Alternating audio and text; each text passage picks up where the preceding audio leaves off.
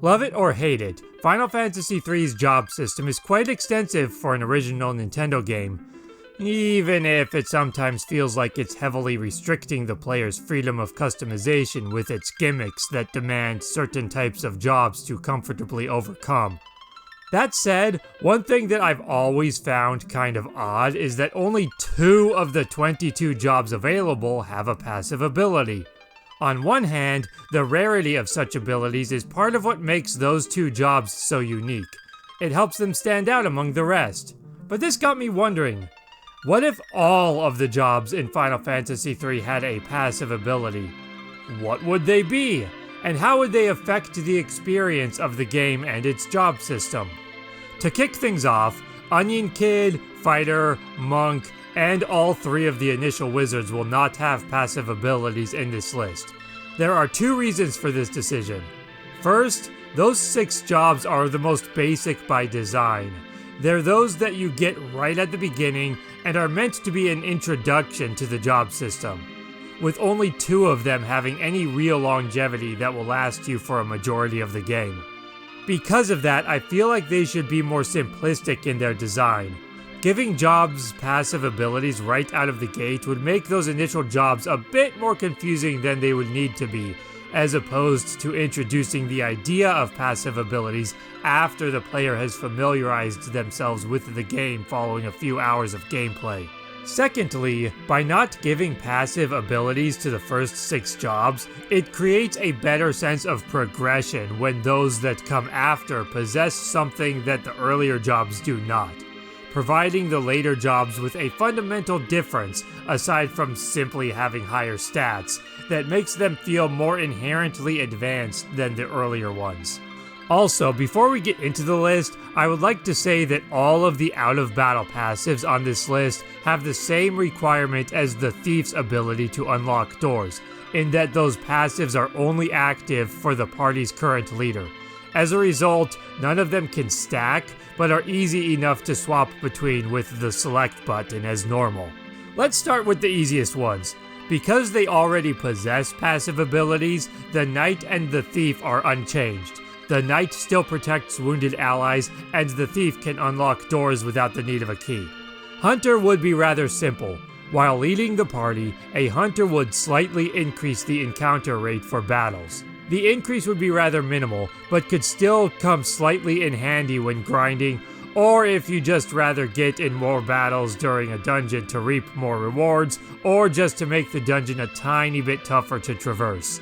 The Scholar could search any bookshelf in the game, aside from the few that actually have books or items already in them, in order to acquire items. These would typically be battle items to complement the Scholar's high intellect, since those kinds of tools are otherwise too sparse to make reliable use of the job's strongest stat. Although some bookshelves might also contain tomes for spells, basic healing items, or even a mid-game set of weapons for the Scholar, which the job is severely lacking in the vanilla game.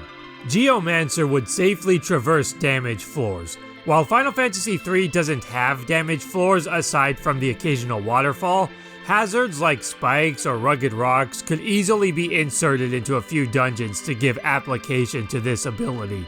By pressing a simple button combination, perhaps A and B simultaneously, the Dragoon would jump 2 spaces forward, allowing easy bypassing of NPCs, narrow waterways, and other types of obstacles, circumventing annoyances or creating shortcuts in dungeons. However, to prevent sequence-breaking antics, certain types of obstacles, such as those that are placed explicitly to bar progress until story events have been triggered, wouldn't be passable by using the Dragoon's jump. This ability also wouldn't be usable on the overworld. This next one would require a bit more of a fundamental change to the game. Akin to the Thief's unlocking, a Viking would be able to crush rocks that might be barring access to hidden goodies, or maybe even traverse one specific dungeon filled with destructible rocks. Naturally, such rocks don't actually exist in the game, so would need to be put into it as well. I also imagine there being a Madoc item that works the same as the magic keys. Allowing the player to bypass these obstacles with an item instead of a Viking, should that be preferable. I also considered giving that ability to the karateka, but decided that it was more suited to the Vikings' hammers. Instead, the karateka is given a counterattack ability, automatically retaliating against any physical damage received. To not be too overpowered though, the counterattack would only hit once per weapon or hand, regardless of level, inflicting retaliatory damage that would often be inconsequential, but might sometimes be exactly what's needed to ensure a foe's timely demise. Depending on available MP, the Mystic Knight would automatically cast Cure or Cure 2 whenever an ally's HP is dropped to near fatal status. However, this ability wouldn't trigger during a turn in which the Mystic Knight has already been assigned to cast magic by the player's own input. By pressing the A button on the overworld, the Conjurer would summon a Chocobo, giving the player immediate and convenient access to easy transportation without the need of either locating or having a Chocobo forest nearby. On the opposite end of the Hunter's spectrum, having a Bard lead the party would slightly reduce random encounter rates.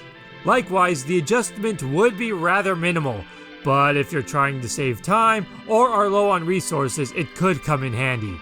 With every step, the Shaman would replenish the entire party's HP, likely by only about 5 or 10 points per step though, providing a touch of extra HP that may be just what the player needs, while not restoring so much that it trivializes the challenge of managing your resources throughout a tough dungeon.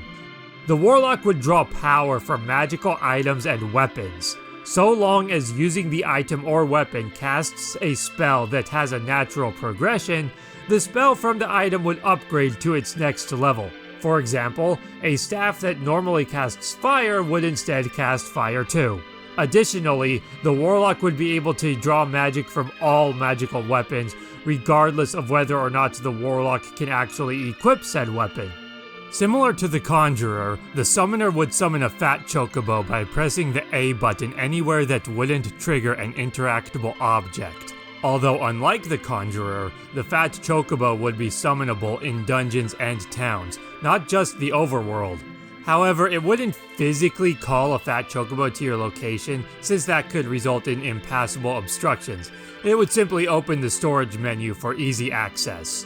The Ninja would double your walking speed, and also slightly increase the likelihood of a first strike when going into battle. This job's acquisition is a bit late for acquiring that first effect, but it would mainly be meant to slightly alleviate the arduous trek through the ridiculously long final dungeon. Lastly, we have the Sage, who would counterattack against enemy spells, albeit with some stipulations. They would only retaliate against a spell by casting the same spell that struck them, requiring both the MP to cast said spell, as well as actually having that spell in their spellbook. The counterattack's damage would also not be augmented by either the Sage's skill level, nor any other effects that may increase the spell's damage, such as the boost from an elemental rod. I'm aware that such rods are normally bugged, but the Sage's passive ability would nevertheless be coded in a way to not apply those bonuses as intended. And there you have it! A short look at my ideas for each job's passive ability. Let me know what you think of these ideas in the comments, or share if you have any of your own. With that, I'll see you next time!